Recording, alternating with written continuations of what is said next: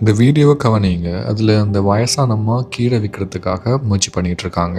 ஆனால் யாருமே அவங்க கிட்ட வேண்டல. அவங்களுக்கு ஒரு பெரிய அதிசயமாக இருக்குது. அவங்களோட முகத்தை பாருங்க, ஒரு ஒரு கொஷனோட, ஒரு கேள்வியோட ஏன் யாரும் வாங்குறாங்க இல்லைன்னு சொல்லியிருக்கிறாங்க. அதுக்கு காரணம் அந்த உலகம் பார்க்குற பார்வை. அந்த அம்மாவோட அப்பியரன்ஸ் பாருங்கள், தோட்டத்தை பாருங்கள்.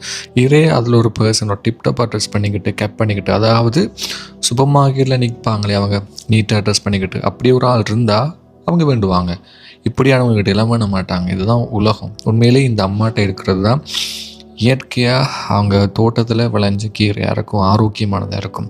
ஸோ இப்படியாப்பட்டவங்களுக்கு சப்போர்ட் பண்ணுங்கள். இந்த வீட்டில் நீங்கள் பாருங்கள், ஒருத்தர் வந்து வாங்கிட்டு அவங்களுக்கு கிஃப்ட் கொடுத்துட்டு போவார். இப்படி எல்லோரும் இருந்தால் நல்லோம். நீங்கள் உங்களுக்கு கிஃப்ட் பண்ண தேவையில்லை, உதவி பண்ண தேவையில்லை, பணம் கொடுக்க தேவையில்லை. பட் இப்படி கீரைகள், மரக்கறிகள் தங்களோட தோட்டத்தில் விளைஞ்சதை கொண்டு வந்து விற்கும் பொழுது அவங்கக்கிட்ட இருந்து மட்டும் வாங்கிட்டு போங்க.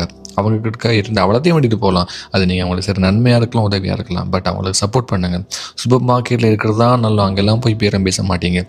ஸோ அதுங்க உள்ளதான் நல்ல, அங்கே உள்ளதான் ஃப்ரெஷ்ஷுன்னு இல்லை. இவங்க மாதிரியான ஆட்கள், அவங்களோட உடை, அவங்களுடைய அப்பியரன்ஸ் வந்து கஷ்டப்பட்டவங்களாம் இல்லாட்டி அழுக்காக இருந்தாலும் இவங்க கிட்ட இருக்கிற மரக்கறி எல்லாமே சுத்தமாக இயற்கையானதாகவும் இருக்கும்.